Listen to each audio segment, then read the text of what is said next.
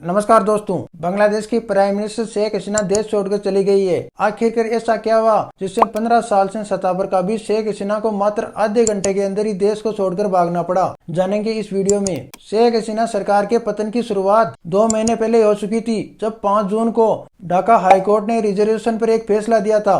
Dhaka high court के फैसले से सामान्य वर्ग के छात्र भड़क उठे थे। दरअसल जब बांग्लादेश 1971 में आजाद हुआ था, तब वहां पर लगभग 80% कोटा सिस्टम लागू था। बांग्लादेशी अखबार द डेली स्टार की रिपोर्ट के मुताबिक इसमें स्वतंत्रता सेनानियों के बच्चों को नौकरी में 30%, पिछड़े जिलों के लिए 40%, महिलाओं के लिए 10% आरक्षण दिया गया था, जबकि सामान्य छात्रों के लिए मात्र 20% ही आरक्षण रखा गया था। कुछ विरोध के बाद में 1976 में पिछड़े जिलों के आरक्षण को 20% कम कर दिया गया। इससे जनरल वर्ग के छात्रों को थोड़ा सा फायदा मिला और उनके लिए 40% सीटें रिजर्व हो गई। 1985 में पिछड़े जिलों का आरक्षण और घटाकर 10% कर दिया गया और अल्पसंख्यकों के लिए 5% कोटा जोड़ दिया गया। इससे सामान्य छात्रों के लिए थोड़ी सी और सीटें बढ़ी और उनके लिए 45% सीटें आरक्षित हो गई। शुरू के अंदर तो स्वतंत्रता सेनानियों के बेटे बेटियों को आरक्षण मिलता था। कुछ सालों बाद में स्वतंत्रता सेनानियों के बच्चों को मिलने वाली सीटें खाली रहने लगी। इसका फायदा भी सामान्य वर्ग के छात्रों को मिलने लगा। हालांकि 2009 में स्वतंत्रता सेनानियों के पोते पोतियों को भी आरक्षण दिया जाने लगा। इससे जनरल वर्ग के छात्रों में नाराजगी बढ़ गई। साल 2012 में विकलांग छात्रों के लिए भी 1% कोटा जोड़ दिया गया। इससे कुल कोटा 56% हो गया, जिसमें सामान्य वर्ग के लिए 44 सीटें बची। साल 2018 में 4 महीने तक छात्रों के प्रदर्शन के बाद में हसीना सरकार ने कोटा सिस्टम ही खत्म कर दिया। हसीना की गवर्नमेंट का मानना था कि अगर स्वतंत्रता सेनानियों के परिवार वालों को आरक्षण नहीं मिलेगा तो किसी को भी आरक्षण नहीं मिलेगा। हालांकि 5 जून 2024 को ढाका हाईकोर्ट ने एक फैसला सुनाया और सरकार को पुराना कोटा सिस्टम 2012 बहाल करने का आदेश दिया। कोर्ट ने कहा कि 2018 से पहले जैसे आरक्षण मिलता था उसे फिर से उसी तरह बहाल किया जाए। इससे जनरल वर्ग के छात्र बढ़ गए और सड़कों पर उतर आए। दूसरी वजह रही शेख हसीना सरकार के खिलाफ। जब 14 जुलाई को शेख हसीना ने एक इंटरव्यू दिया था। इंटरव्यू में शेख हसीना ने प्रदर्शनकारियों को पाक समर्थक, रजाकार यानी गद्दार कह दिया था। रजाकारों के जिक्र पर से ही ढाका में चल रहा आरक्षण विरोधी प्रदर्शन हिंसक हो गया।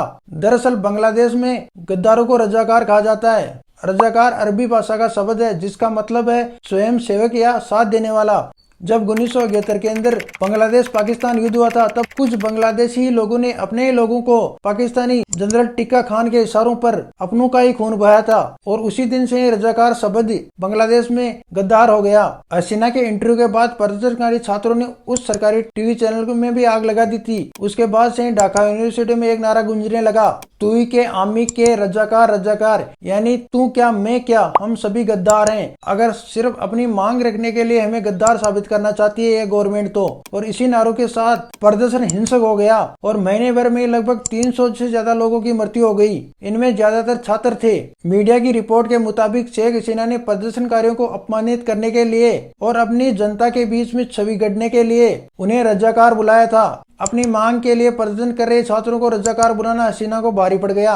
बयान से पहले शेख हसीना ने भी ये नहीं सोचा था कि प्रदर्शनकारियों को रजाकार कह देना उनकी सरकार की सबसे बड़ी गलती होगी और बांग्लादेश का प्रदर्शन पूरी दुनिया की निगाहों में आ जाएगा। छात्रों ने रजाकार शब्द को सरकार के खिलाफ भी हथियार बना लिया। उन्होंने जनता के बीच में ये मैसेज दिया कि सरकार कैसे परीक्षा की तैयारी कर रहे छात्रों को सिर्फ अपनी मांगे रखने के लिए गद्दार साबित करना चाहती है। बांग्लादेशी अखबार द डेली स्टार के अनुसार प्राइम मिनिस्टर के बाद उनकी पार्टी के नेताओं ने भी इसी तरह के बयान देकर प्रदर्शनकारी छात्रों को भड़काया।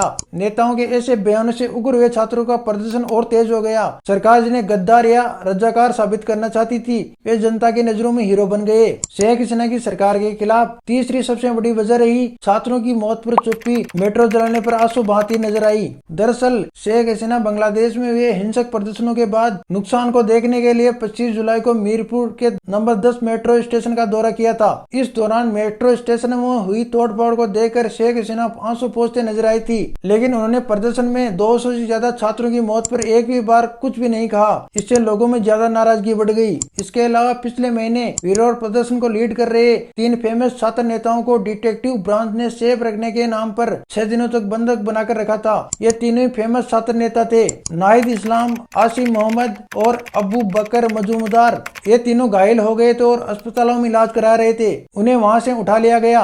इन सभी से आंदोलन को वापस लेने के लिए जबरदस्ती वीडियो बनाया गया। जब ये तीनों कैद में थे तब गृह मंत्री ये दावा कर रहे थे कि इन्होंने अपनी मर्जी से आंदोलन को खत्म करने की बात कही है। जब मामला खुला तो प्रदर्शनकारियों का गुस्सा और बढ़ गया और 4 अगस्त को लगभग 4 लाख प्रदर्शनकारी प्रधानमंत्री शेख हसीना का इस्तीफा मांगते हुए सड़कों पर उतरे।